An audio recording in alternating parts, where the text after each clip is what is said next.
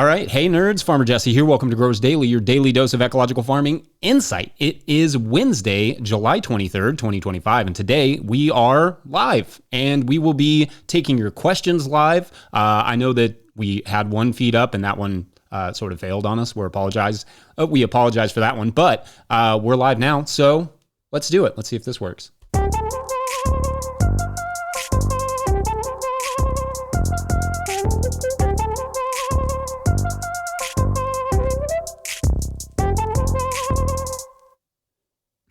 All right, I like the idea. I like that we can play that live for you all. So with me here is Mike. Mike will be monitoring the chat to give us any of your questions. So make sure any questions that you all have, you put them in the chat. You can shout Mike out. He'll help you out. He will get those to me, and I will try and answer today as many as we can.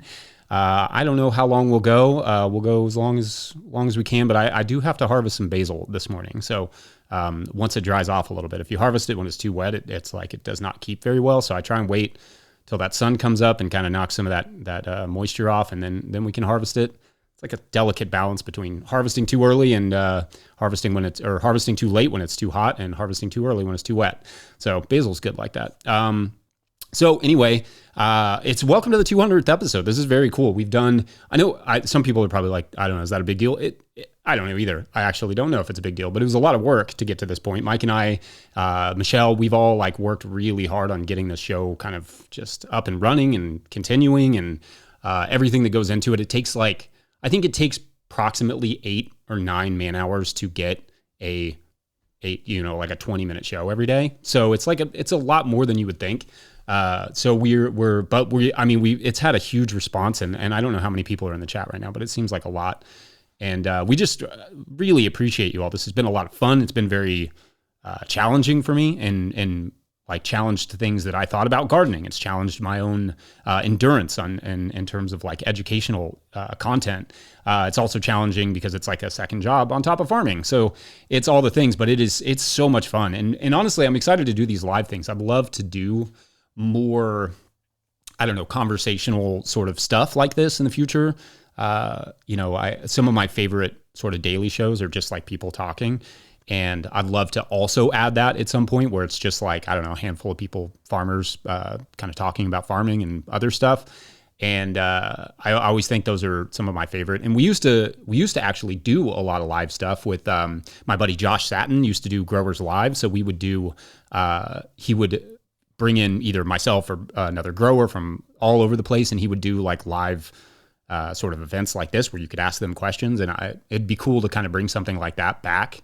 We created a lot of cool live content like that, and that was super fun. And honestly, it's a cool way to get to interact with you all in a way that I obviously don't on the sort of pre-recorded episodes. But all right, so like I said, put the any questions you all have, gardening questions or whatever, in the chat, and when we and any of the super chats will move to the top just as appreciation for your donation. But put those in the chat, and then Mike will send those to me. And then, but first I'm going to go ahead and knock out our ad read. We know it's peak season, you're busy, but the messages you send now are what drive renewals later. That's why Farmhand is offering free instant access to their farmer-built newsletter builder. No demos, no setup fees, just drop your logo, upload your list, and start sending farm-branded emails that boost sales, engage members, and save you hours each week. Get free access to farmhand.partners/no-till. That's farmhand.partners/no-till. I think I said to and not at, but I think you get the picture. Shouts to Farmhand. They're a really great sponsor. Shouts to anybody that's sponsored this work, because a lot of them, Farmhand, Rimmel, a lot of these guys, they just are you do your thing, and we just really appreciate it. And they support us. So we really appreciate when you all support them back. And again, get your questions into the chat. And I think that Mike just sent me one or two. Let's see what we got here. All right, so Little Row Farms, can you share how you document your season from planting to harvesting? Notebook or spreadsheet? If a notebook, how do you organize it chronologically through the season or by different crops? I love this question because we've actually done it a few different ways. We used to do sort of notebook style, and that was fine to an extent, but the problem with notebook style we would have like all of our field plantings, all of our amendments, all that stuff. It would be under different tabs. And the trouble with that, or the challenge with it, is when you start doing a lot, right? Like when you start doing like, I don't know, an acre of vegetables and you're doing like 50, 70 different plantings in a year or whatever, like it's a lot to keep up with. So searching it can be, quite a challenge. And so we did it that way for a while. And I actually like that. I like that organizationally because it's easy for me to just like sit down and write the things that I did, or just go to the notebook in the wash pack station or whatever and just write it down. It's easier for me to keep up with, but harder for me to sort of search through. And so we used to, and that wouldn't really be a big deal, I guess, except for organic certification. So like when our certifier would come and be like, hey, what did you, when did you plant what, and what amendments did you use? It was always like such an ordeal to figure out when stuff was planted where. Now, I'm not always the most organized person, so it's possible that somebody with a notebook could have done a better job. But then we moved to Cog Pro, and Cog Pro was, it's a very, very basic system. It looks like it was built in the 90s, which shouts to that. But it is a good one for just keeping track of your organic certification. So I think that's like Cog Pro. You can look it up. In terms of organic certification, that was just the easiest one we found. There are others like Tend and that sort of stuff. You can also just build your spreadsheets. Spreadsheets are worth learning how to do. One, because there's a lot of creativity there. There's a lot of art in a spreadsheet that can be, really, like, it can be really fun to figure out what all you can keep track of and all the different ways you can do it. And I've gotten a little better with spreadsheets over the years, and it wasn't always my thing. But like, I don't know, once you figure out how to make it fun, then it makes it a little easier to kind of, and also just like you start to see the value in it. So yeah, I think, I think part of your question, how do you organize it? I think going through using the organics certification standards is actually good, even if you're not, certifying organically, because it keeps track of what you amended when, your planting dates, your harvests, all that stuff. Like if all that's plugged in there, if down the road you realize, oh, it would be really helpful to be certified organic, like boom, you will have all that information that you need. And yeah, I mean, I think that I don't know. I think that kind of covers it. Those programs, I mean, there's a bunch of those programs like Tend and I'm forgetting about some of them off the top of my head, but that will keep track of like all your planting, all your harvest, all that stuff that you just have to plug it in on your phone. Google Sheets is great, and that's also something you can share with your crew or your friends or whatever, and you can just like, so that people can kind of keep track of it. Or so like if you have a crew of employees, they can just get on there and plug in what they did that day, or look at the harvest list or whatever it is from the day. So that's like super helpful. Anyway, yeah, thanks. That's a great question. Let's see. We got another one here from Joanne Fisher. I see you grow sunflowers amongst your corn and etc. I have been reading that the sunflowers still steal, I'm assuming, nutritional benefits from other plants. Do you see that?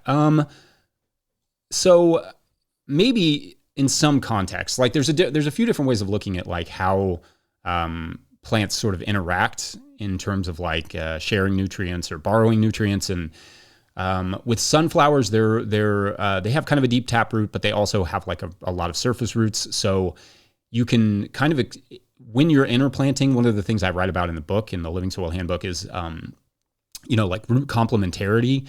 So if you're planting sunflowers around plants that are like maybe medium depth rooted or really deep rooted, it's not as significant of a they're not sharing quite as many nutrients. But anytime you're interplanting, you do need to plan for slightly higher nutrient loads. Like it's just, that's interplanting works really well in deep compost mulch systems because there's so many nutrients in a deep compost mulch system that it is good to have enough plants in there to maximize that nutrition so that you're not also polluting. Like it's trying to utilize more of that nutrition so you're not losing nitrogen and those sorts of things.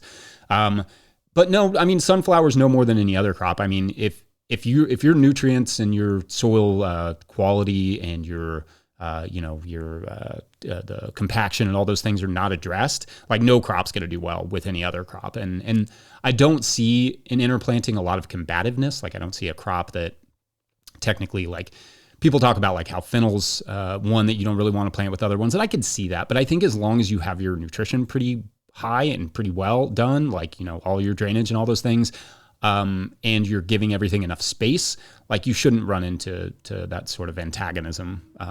But yeah, it can happen. I think giving everything space, especially when you're just starting out with sort of inner plants, helps. Like you'll see, maybe it's tomorrow or the next day, I forget. I have a plan to talk a little bit more about like the Milpa system and about heavy feeders. So be on the lookout for that. I think that I can't remember if I have that planned for Friday or Thursday, but be on the lookout for that on the daily, because we will talk a little bit more about that. Let's see. Okay. Gail Bills, hi from Lexington, Kentucky. All right, go Cats. Any reflections on the book Frostbite about refrigeration? That is a really cool book. That is definitely one I recommend. It is, I mean, it's just so amazing how far along the technology has come, and how, how many nuances there are to preserving, different foods. And I think I didn't make it all the way through the book yet. I kind of forgot about it, actually, now that you bring it up, because I made it through the refrigeration stuff. I've made it through the first 3 chapters or 4 chapters, but I don't remember why I set it down. But yeah, I plan to get back to that one, because it's a really good. There's a lot of great insight in there, and it's really well written. A lot of really good stories, just stuff you don't think about too, in terms of like people working in refrigeration. I think there was one story too, just about there's this sort of myth that's been busted but then re-mythed again, or whatever, that like that you don't catch a cold from the cold, but like actually there's this whole thing in that book about how that is actually a thing, that you can catch a cold from being in the cold, and people that work in like deep refrigeration often have this whole issue with like I don't know, being in those cold temperatures. It's like a thing and I forget what they called it, but anyway, yeah, it's a great book. It's high recommendation from the parts that I've read. But yeah, it's one I need to pick back up, because for whatever reason I put it down. I get distracted pretty easy, if you haven't guessed that about my personality. Let's see. Deborah Savory said, "Have you saved your grass clippings yet?" I saved them. I just did that yesterday, actually. I've been making, I really like grass clippings. Like one thing I've been doing, sorry, that's like 4 different statements before I start. But one thing I've been doing with the grass clippings is like, I will constantly be piling our compost stuff, food scraps, scraps from harvest, any, spent vegetables, whatever. We'll start putting that in a pile. And then I'll have a day where I go and mow a bunch of pathways, and I'll take all that pathway mulch and I'll put that in the compost pile, and then I'll mix it together. I'll get it really wet and I'll cover it. And then that kind of has been kickstarting our compost piles lately. So yeah, I was just doing a little bit of that yesterday. The grass clippings out of the living pathways is really cool. It takes a lot of work. I'm not sure, if you really broke it down efficiency wise, that it's necessarily worth it. But especially when you run into like the complications with weeds and stuff, living pathways, they're a whole thing.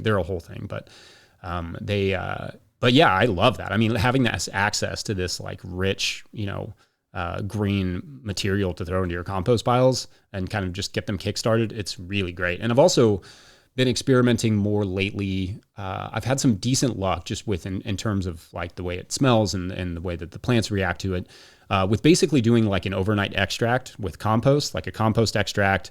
And I'll leave that overnight with fresh grass clippings, and basically just like let that hang out overnight, just, I don't know, maybe like 12, 15 hours, give it a really good stir, and then using that as an amendment.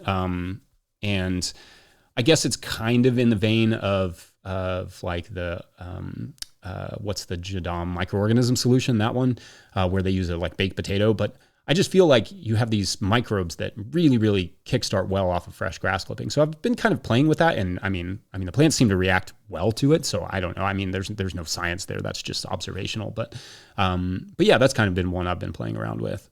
So yeah, thanks, Deborah. Abby Dosian Chulak too. What do you do to protect from mosquitoes and other bloodsuckers in the field? Any chemical-free or chem light options work for you? Let's see. I don't have a lot, for whatever reason. Maybe it's just the amount of garlic I eat, but I don't have a ton of issues with bugs in the fields. There's one in terms of like, mosquitoes or anything like that. Of course I get bit occasionally, but, and have an itchy spot, but it's not, mostly the biggest issues I have, are with what we call no-see-ums. I don't know if you all have those there, but we don't have them on our farm, but we have them around. And in fact, we have them up at the soccer field. So in the middle of the summer, when we were doing the soccer clinics, we had these like no-see-ums, and then, and they are brutal that you can't, no-see-ums, like you can't really see them. They're really small, but they will eat you up. But Hannah has like a tea tree oil bug spray that she uses, and it's like this weird little oily bug spray. I don't know the name of it, but those tea tree oil sprays usually work pretty well for me if I'm having an issue. But yeah, we don't have we have mosquito issues here, obviously, but also in terms of mosquitoes, we also have like tons of dragonflies. We have hummingbirds. We have all sorts of, we have bat. I saw a huge bunch of bats the other day, which was actually the first time I'd seen them. I hadn't been seeing bats a lot lately. They've been suffering from like white nose and stuff, so we just haven't been seeing them as much. But I saw a bunch of those. So I think our mosquito populations are generally lower than maybe just like a place that isn't managed for its ecology. Again, that's anecdotal, but that's kind of been my observation. It hasn't been a huge problem. But good question. It's certainly something that people talk about a lot. Let's see. Corrid Ravenscroft says, you mentioned more than a couple times that you deal with periodic back issues. Any tips for a new market gardener with sciatica and Ehlers-Danlos? I'm not sure if I know how to pronounce that one, but hypermobility disorder. Can take a quick water break real quick.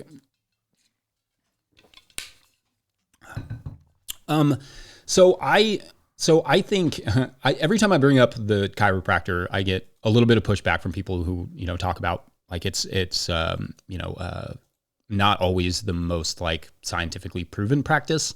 I have a great chiropractor who gives me stretches to do, and who isn't doing like popping, cracking chiropractic, but is doing like really thoughtful chiropractic care. And that has been really helpful. And it's like a massage, right? Like they're just kind of massaging the spinal part of your spine, your neck, those sorts of things. It's not like they're banging it. They're not doing anything crazy. And that has been super helpful for me. Just, I can go in with a major back issue and come out and be fine for like ever until I do something stupid. That is, I'm not going to say it's going to work for everybody because it does depend it's very contextual. It depends heavily on your chiropractor. But that's been helpful to me, and especially the stretches and the exercises that they give me to help at home. Also, like a lot of the mistakes or a lot of the things that you can do to your back have to do with sitting and like not stretching, improper positioning, all those things. And also finding the things like if you're dealing with heavy sciatica and stuff, it's finding the things that are exacerbating that and trying to avoid those and figuring out how to work those out of your systems. And for me, like I work a lot from my knees. I don't work a lot standing up. And that's been, something I've had to adapt to, but works really well for me now. It's a little slower in some cases, and sometimes getting up and down, gets increasingly difficult. Like I said, I kind of have been planting more trees and that sort of stuff, so I can start picking up here instead of like down on the ground.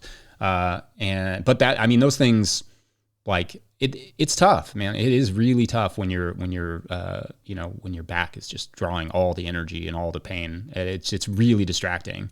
And I still go through it. And sometimes like this morning I had neck pain and it was giving me a little bit of a headache. So that was that's just kind of like how it goes when you're working really hard on your body. But yeah, I think even it doesn't have to be a chiropractor. You could go to a masseuse, you could find a physical therapist. I think those things are worth the investment. And I've had great experiences with mine. You could try one, see if it, helps, or if you feel like they are speaking to what you need. And then if not, find somebody else. But like, I think those things are really helpful. I don't know. That's kind of where I land on that. That's been what I've done and what Hannah's done. And we felt good about it. Let's see. MKN said, I've also heard that sunflowers are allelopathic. True. Yeah, they can be. Same with, Ryan, that sort of stuff. I haven't had any issues with sunflowers. No more than like, any other crop necessarily. Like I said, once you get that, fertility right, then interplanting them hasn't been an issue. But if you wanted to use them like as a straight cover crop and you were willing to work them into the soil, I think that would be helpful. They do, reduce, in theory, allelopathic, just meaning they put out a chemical through their roots that's going to reduce germination. They will help reduce germination in, weeds and that sort of stuff is my understanding, although I'm not currently looking at that research, but that was my understanding. But yeah, it's a good question. Let's see. Paul Howell wrote, was going to ask this on Patreon, but does a slope affect crop rotation? In my instance, I garden on a slope and grew nightshades at the top of the garden. Is there a risk from rotating downhill?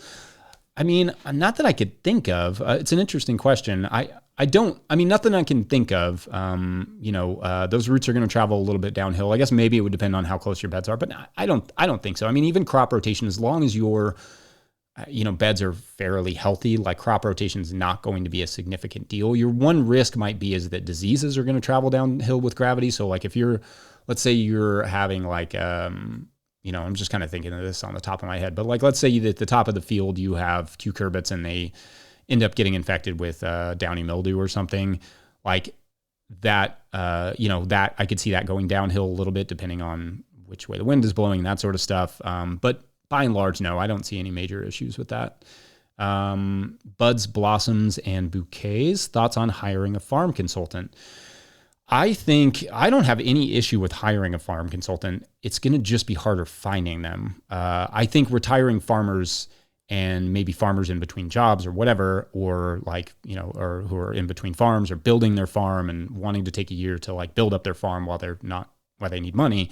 That is an awesome opportunity for people. It's expensive, like it's a huge investment, but they could save you a lot of mistakes.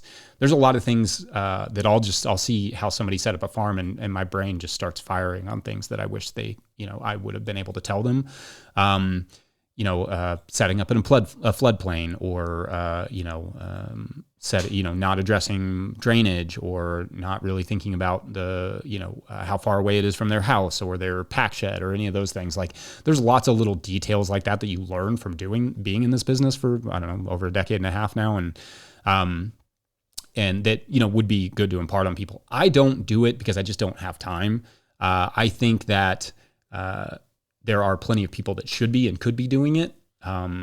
It'd be good to sort of have that be something that is more organized. Like I'd love for no-till growers to be able to organize farm consultations for people, but our capacity is still pretty low. We're doing great. Like our business has improved, but it's one of those things that it needs more organization so people can actually find a good consultant that knows their context, that understands their growing area. And part of that may just be going to the farmer's market and being like, hey, would you come over for a day and just look at my plan, look at my gardens and see what I may be missing.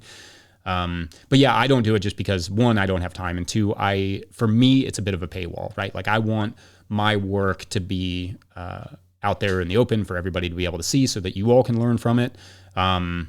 And it's just harder to do that necessarily with consults. We've talked about like maybe doing on-air consults at some point, so everybody can just kind of listen in. We've talked about, going and filming consultations, but again, capacity is our limiting factor really. And as we can hire more people in the future, then that will improve. So we can do more things. It's a good question. I love it. Let's see. Nobita asks how to deal with caterpillars that bite fruits or use pesticides or use flowers too. Which one is more effective? Okay, so caterpillars, it depends on the caterpillar. There's times when with your like brassicas and that sort of stuff, obviously all of this starts in the soil. Even then you're going to occasionally have issues. Things are out of balance for whatever reason. Yes, flowers will help. They'll bring in a lot of the, beneficial insects. The other day I saw, a caterpillar that had been parasitized by a cabbage worm that had been parasitized. And I hadn't seen that before. It was really kind of cool to see that.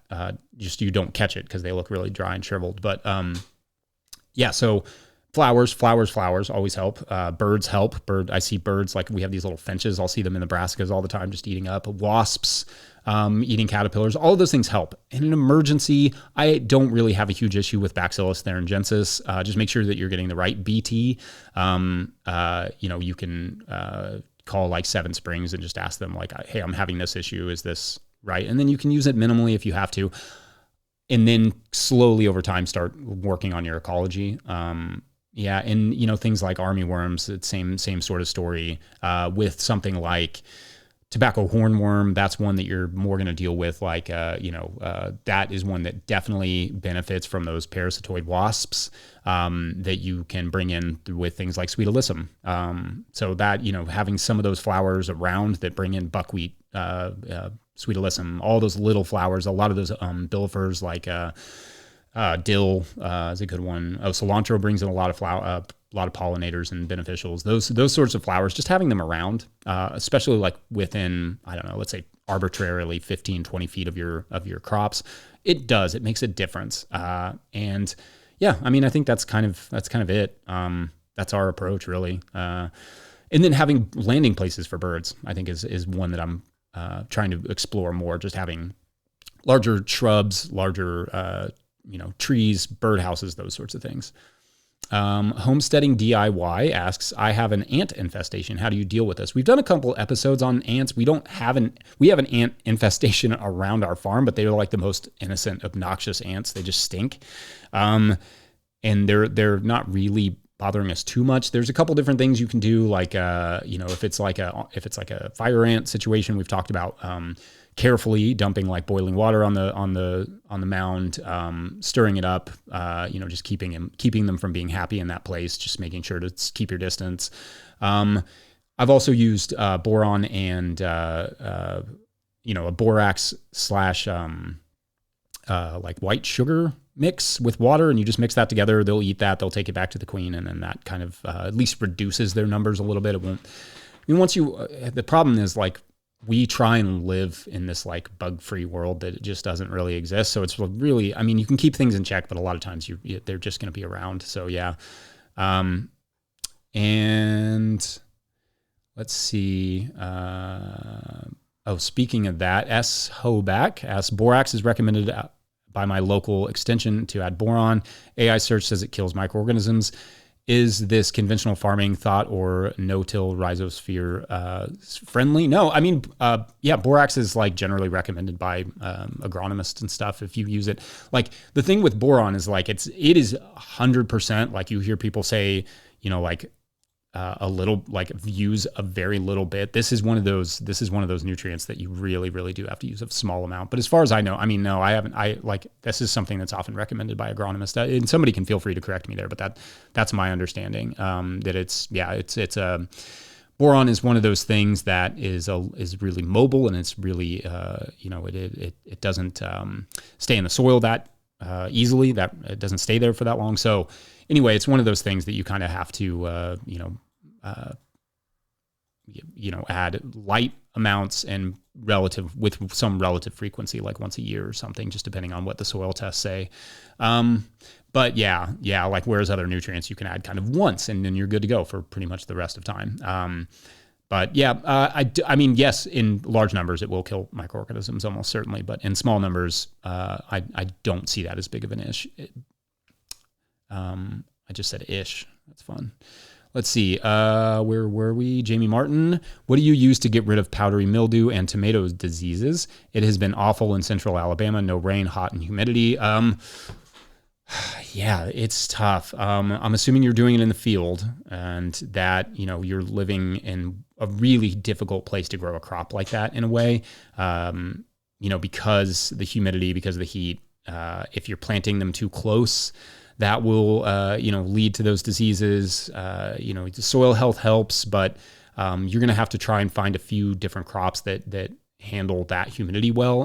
There may be find some breeders in the area if you can, or in the South. The one that we'll use when we want a crop that's like a little bit more adapted to our area, like we just ordered some beans from them for our milpa garden, and that is Southern Exposure.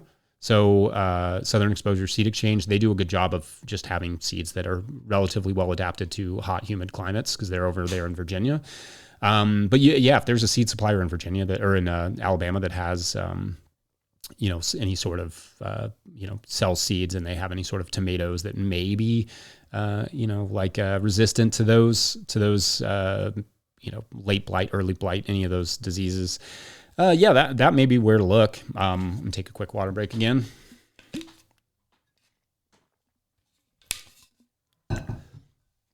But yeah, it's tough. I mean, growing tomatoes in the field is always going to be a challenge. It just is. It's like that's the complicated nature of a leafy plant like that. But giving them more space in between plants will also help quite a bit. And then maybe even pruning them a little bit. And I know that's tough in the field, or the other thing is you can move them inside of a tunnel, which will reduce a lot of those issues. Indica Dogo asks, "Hey, Farmer Jesse, do you think keeping chickens on plots with bindweed is a good strategy for getting rid of it? We tarped a bindweed area all season, but it's coming back and spreading out now. I think it's maybe a good system for, keeping it in check a little bit. I don't know. I've never done that. Like, we don't have bindweed issues here. Not that it doesn't exist in Kentucky. It just hasn't been a problem on our farm. But it does tend to prefer a little bit drier climate, I think, in general. But I don't know. I mean, if it's working, that's helpful. Like, anytime you can get it, like, those leaves are solar panels. So those solar panels are sending energy down into the root, which is where all the energy is being trapped. So if you can keep those solar panels knocked back, even just mowing it constantly, that will help. But you're still going to need to get rid of those roots because it's going to hold a lot of that energy for a long time. Let's see. Kevin McGrath asks, 3 years ago, our potato beetles all exploded. No idea why. No spray. Haven't seen any since. Ever heard of this happening before? Want to spread the good news, but I don't know what did it right. That can happen. Like, we've had, sometimes maybe it's the way you're managing your soil. Maybe it's the potatoes that you're using or growing. Maybe it's the time of year that you're planting. I think a lot of times when your potatoes are going into like cool, spring wet, cold soil coming out of the wintertime. A lot of times people are trying to plant them in March here in Kentucky, and they're just growing slow. They're kind of temperamental. Like, potatoes like it warmer. So I think that can lead to some potato beetle damage. How you're hilling them up, just soil nutrition. Like I said, my biggest realization with potatoes was that we would tarp the soil to kind of warm it up. We would pull it back, dig our furrows, put our potatoes in, cover that with compost, and then pour the Jadon microorganism solution right over the compost right onto the potatoes, and then recover those potatoes. And have not seen potato beetles except for this past year when we were trying different things since then. And couldn't tell you and that also, when we had those potato beetles, when I was talking earlier about that, the compost mix that I was making, that's actually what I used on those potatoes. I just kind of dribble it right over top of the leaves, and then the potato beetles went away. And I don't want to say that because I'm like, oh, people are going to think that's like a solution to potato beetles, but that helped. So maybe that's like a thing that, you could try in those situations if you do have infestations. But yeah, if you don't know what you changed, I mean, maybe take note of the things you changed. That's partially why it's helpful to keep notes. But take notes of the things you changed, and that way you can kind of be like, oh, maybe that was the difference between this year and that year's. I planted them later, or I used this variety instead, or the year before I had cover crop in there, or whatever it may be. Delights of the Earth asks, we have a major issue with rabbits. We heard blood meal can scare them off. Any other tips?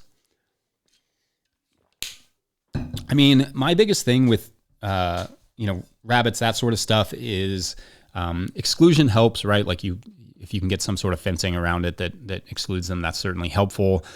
We had a dog that pretty much kept them out. Like, we just had a Great Pyrenees in our garden. I know that's not going to work for everybody, but that kept them out.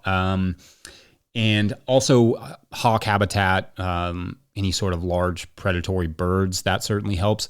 We had this really amazing situation not that long ago where we had domestic rabbits that somebody had just let go, I guess. and there were all these domestic rabbits, and they were kind of like just running around the neighborhood. And I have no idea why, but nothing, not dogs, not like neighborhood dogs, not coyotes, not hawks, nothing would get these domestic. I think we were all just like every species in the area, including humans, were all just dumbfounded that there were these like giant, rabbits running around. But they would come into the garden and they would wreak a little havoc. But it was never a huge deal. But I know it can be. I mean, in certain, especially drier areas where all of your moisture is concentrated on just your bed tops, like you all end up having way bigger issues with, predators like that or pests like that than we do, because there's so much moisture here in Kentucky that like everything is green. So only in droughts do we really see significant issues with like deer and rabbits and that sort of stuff, just because we're the only place that there's water. So like that, a little bit of exclusion through the summer will keep the deer out. But as soon as that, it gets dry out and they don't have moisture in the plants that they're eating, they'll come to the garden. So yeah, that's I don't know. There's no good solution. I mean, I think it's just a mixture of things. I don't know that adding things like blood meal is necessarily going to help. You may get rid of the rabbits, but you may attract in some raccoons. So I would hesitate on that one. I would just try some of the other more sort of straightforward stuff first and see how that gets you, and then go from there. Hillbilly time. Is that what? Hillby time. Hillby time. Not hillbilly. Sorry, Hillby. Hillby time. Do you struggle with blister beetles and how do you get rid of them? I had blister beetles one time and they decimated our chard in our cat. I think it was a cat tunnel. And then I've just never had them since. And I have no idea why. I don't know. I don't know a lot about them, like what they prefer nutritionally. Generally, it's just, your plant is stressed for some reason. And that's what bugs do, is they go after the stressed out plants. They go after the plants that are sick and dying, and they want to just go ahead and, those are the easiest for them to consume. So yeah, that's where they go.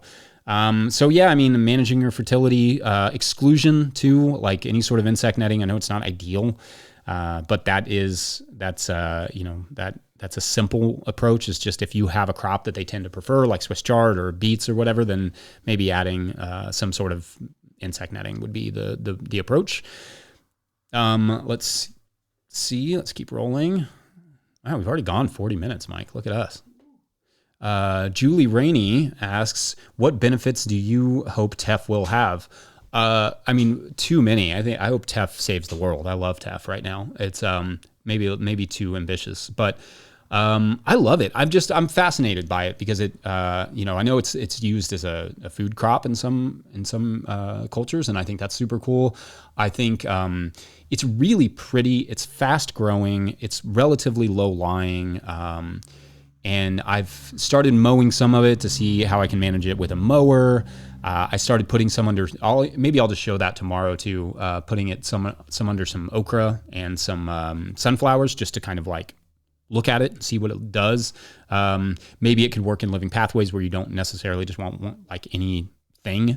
And it's just super pretty. I was telling Mike yesterday, I was like, I just want to graze it. Like I know I'm not a ruminant, but like my ruminant animal spirit is just looks at it and wants to eat it. So it's beautiful. I don't know. I don't know. I mean, I don't know that it's going to be like a great cover crop in terms of like providing a mulch, but holding stuff in place. Maybe it's an alternative to buckwheat. I don't know how hard it's going to be to kill it with like tarps or like, no tillage or whatever. But I don't know. Yeah, I'm having fun playing with it, certainly. So I'm going to keep you all updated on that. Brad asks, what is the farthest distance you think would be practical to travel to deliver produce to either a farmer's market or wherever else you're selling? There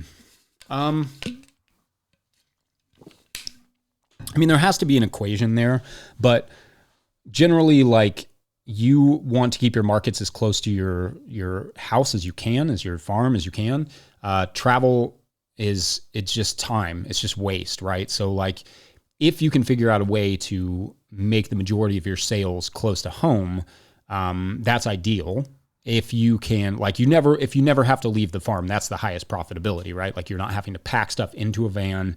You're not having to go somewhere, unload the van or truck, set it up, sell the food, then repack it into the van. Like that is all waste, right? If you can just have people come and get it out of your farm store or get it out of, pick up the CSA on the farm or pick up the CSA at a few different drop spots or that sort of stuff. That is where the highest profitability is going to be in that sense. But farmers markets can be highly profitable though too. So if you have a way that you can make, I don't know, $2,000 or $3,000 at a farmer's market that's an hour away or 40 minutes away, I think you can make that work. It's just figuring out, doing the math, just figuring out, is it worth the labor? And all the little complexities there. I have friends that travel 2 hours to a market. I have friends that travel over that. I have a friend that gets up at almost midnight and travels almost 4 hours or something to a market because they just make so much money at that market. I don't know. I mean, some of it's got to be quality of life too, right? Like we could, New York's only 12 hours away, right? I could drive up there if I wanted to and sell, I guess, but it'd be 24 hours of driving every week. I don't know. Even if I was making $20,000 per week or per sale, it would be a lot to justify. So anyway, yeah, I don't know. I think that's kind of, it's complicated, but I think just figuring out what you want, what the costs are, give yourself some labor costs so you have some number to look at. That's probably the place to start there. Yeah. No easy answer. All these are just decisions we all kind of have to make and figure out. Like, I think doing our sort of holistic goals, like figuring out what you want for your life, helps to make some of these decisions. We talked about sort of decision planning back in the fall and on Growers Daily in one of the episodes. So that could be, somewhere to look. All right. NG Slack writes, we are looking at overwintering a small number of Jersey cattle in our garden area this year. Any concerns that we should be thinking about compaction, sanitation? Compaction is going to be your primary issue.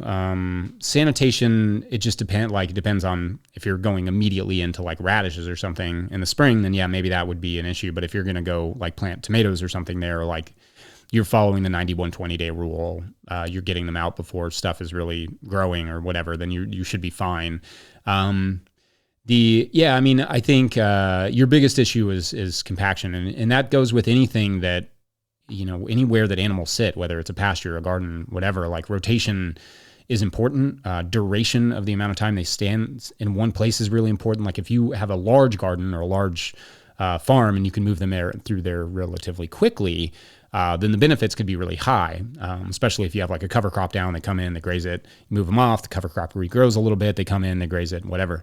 We used to do rotational grazing with cattle and sheep and stuff rotating through the garden, but we, not only because we were certified organic, but also just because of compaction and food safety, that we always moved them in that 90-120 day rule so that,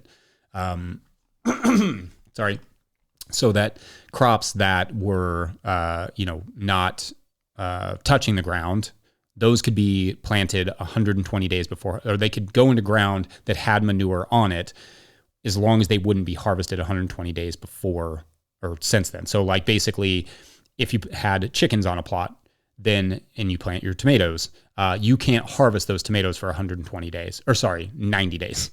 I'm doing a terrible job of this. I've explained it like 10 times. So if you had like tomatoes, you plant them in a place that you had chickens, you have to wait 90 days to harvest those tomatoes and sell them. If you had lettuce, if you wanted to put lettuce in there, it has to be 120 days because the lettuce touches the soil. Does that make sense? So you're just trying to clear the amount of time from the manure to the harvest. And that's just that's a Food Safety Modernization Act rule, and that's also the organic certification rule. Hold on one second.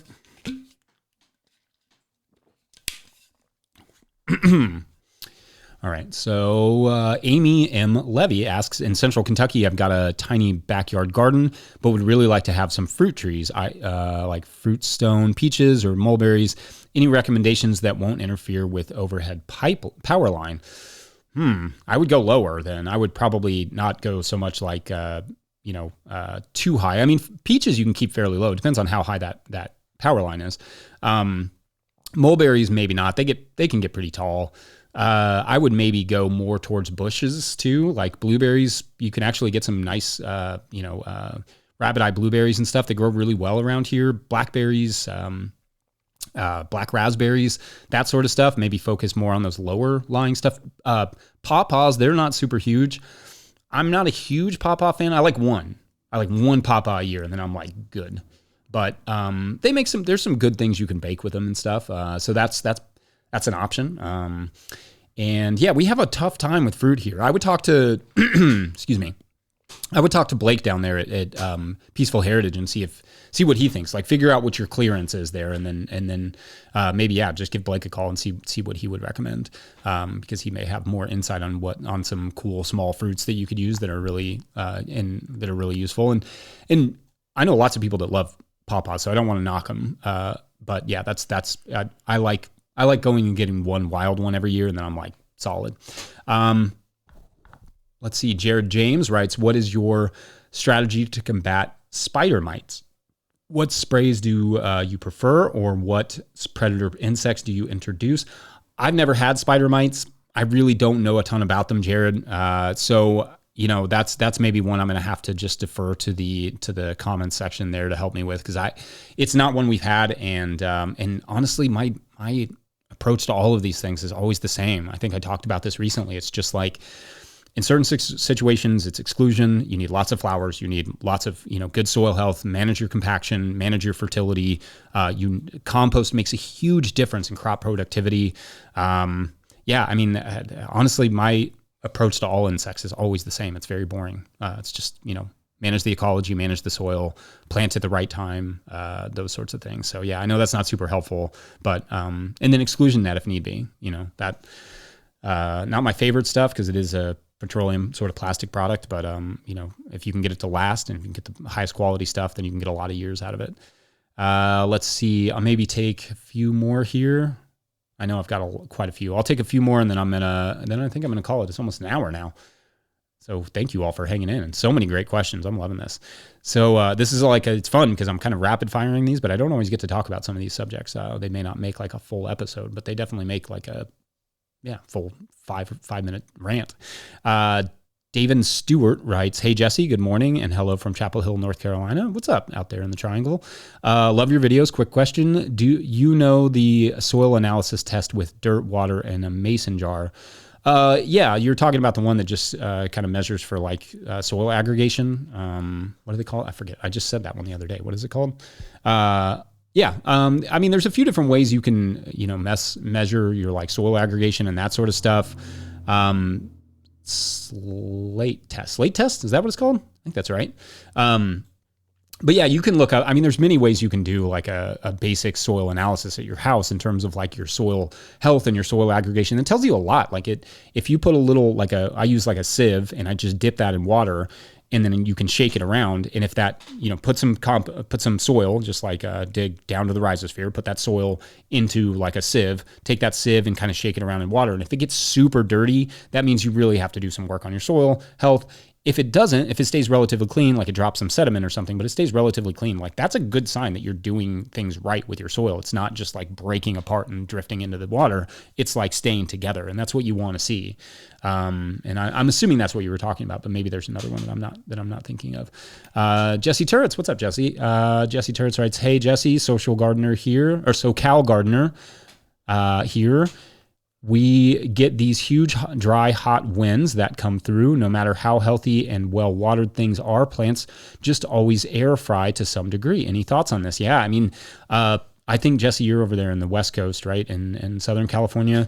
A lot of things that you'll see over there. You'll see a lot of windbreaks in really dry areas like that with blistering winds. Windbreaks are huge. So that could be something tall, but in a garden situation, it doesn't really have to be. It could be even an annual plant like a corn or I know they're kind of heavy, water feeders, but maybe it's something else, something that doesn't require as much water, but that just kind of breaks up that wind a little bit. That'll help. That wind is honestly just the hardest thing to deal with on any farm. And for a lot of reasons, it can dry out your vegetables, it can dry out your soil, it can throw your high tunnels at your neighbors' houses, and it can, tie your tarps and knots in your throw. We've had once where we had a row cover that just a dust devil came through, one of those little spinning dust devils, and it just picked it up and just shot it, I don't know, 100 yards in the air, and we just watched it spin in a giant snake-like circle. It was really wild to watch, and then it just disappeared over the hillside. So yeah, wind is a hoot, super fun. And yeah, I mean, that's it. I think windbreaks make a huge difference. Devin Mallow writes, checking in from Northeast Wisconsin, 5B. Tomatoes are booming this year, but the peppers are struggling. Any tips on boosting the peppers this late in the season? I wonder, maybe Devin can fill us in a little bit on what's happening with the peppers. But peppers are a little late to come on. They can be a little temperamental in terms of heat. So if you all are having, I don't know if you're having a cooler summer there, but they do like a little bit more heat. In terms of fertility, that can always be a thing. Water, maybe it's overwatered. I know that we've had a lot of rain here, so I don't know what you all are going through, but moisture makes a huge difference. Sometimes adding a little bit of compost and just some mulch right around them, just right kind of around the plants, can make a big difference. And if it's something like blossom end rot or something, yeah, maybe adding some compost. I like to mix in some really, really crushed up eggshells into like a mixture of compost, and then add that to the beds, like just kind of dig a furrow and add it in there. And that helps a lot for blossom end rot for us. But you really do have to crush those eggshells up really, really well. And then just the more surface area, the better for being able to release any amount of calcium. I mean, that could be a place to start. Let's see. I'm going to take maybe one more, anybody that hasn't asked. Oh, okay. I'm going to take this one from Lamb's Quarters because this one is one that just came up. Lamb's Quarters Farm writes, and always a good commenter. Thanks you all. What is your favorite bird you've spotted on your farm? So this one is not going to sound that interesting, but we were just talking about this yesterday. Hannah and I were walking to the pack shed. It's separate times. We did this separately. And I was walking to the pack shed and I heard a bird I'd not heard before. And immediately, I was like, what in the world? So I got out my phone. I got out my Cornell Lab of Ornithology app. The what is it called, Mike? The Merlin app. And so I got out my Merlin app and I immediately looked it up, and it was a catbird, a gray catbird. Like, not the most exciting bird in the world, but we never had one here. So I ran into the wash pack where Hannah was washing lettuce, and I was like, Hannah, look at this. I saw this new bird. And she was like, I know, I just saw it. Like, I went through the same thing. We both freaked out about it. So that's how nerdy we are here. But yeah, it was just seeing, it's not like we get interesting birds that come through all the time. Like, we've had a lot more orioles, and we've seen, a lot more bluebirds and indigo buntings and stuff. Like, we get new birds and new amounts of birds every season, but it's just something about seeing a totally different species. Even when it's even if it was earlier this year was the cowbird. I hadn't seen a cowbird here, and I was like, oh, cowbird, cool. A new species. It doesn't even matter if it's exciting. So that was one. I think just seeing the catbird, the gray catbird, I was like, that is so cool. So yeah, I mean, that I know it's not some exotic bird, but that just seeing any new species is so fun. I think I want to just thank everybody for coming. We will see you tomorrow for a new episode. We'll do more of these. Let us know if you want us to do more of these. I don't know if this is, I'm just looking at the questions Mike's sending me. So he's the one monitoring the chat. So let Mike know if you all had a good time, and you enjoyed this. We will see you tomorrow for a normal episode, as normal as these episodes get, I guess. And Patreon shoutouts and the continuation of the story, all that good stuff. We'll do all that tomorrow. Don't forget, No Till Growers is now officially a nonprofit 501c3, so donations are tax deductible and greatly appreciated. Please make sure to like and subscribe and/or follow wherever you're getting this podcast. That's an easy way to help us out. Enormous thank you to all of our show sponsors. And if you'd ever like to sponsor the show, you can reach out to Farmer Michelle at NoTillGrowers.com. Huge shouts to Willie Breeding for the theme music, Mike Hilbert for the production help and editing, and the help today. Shouts to Mike. And the team at No Till Growers. Also shouts to Epidemic Sound for the background music that you can hear. You can't hear anything. Let's just pretend. Anyway, pick up a hat, one of these. Got the corduroy one somewhere. Or this. At NoTillGrowers.com, or a copy of the Living Soil Handbook. That is the book that I wrote about all of these things. That is a great way to support our work. Big thank you to everyone over at patreon.com/NoTillGrowers. We will see you all for those shout outs and the story tomorrow. Thanks again for coming. We'll see you then. Bye.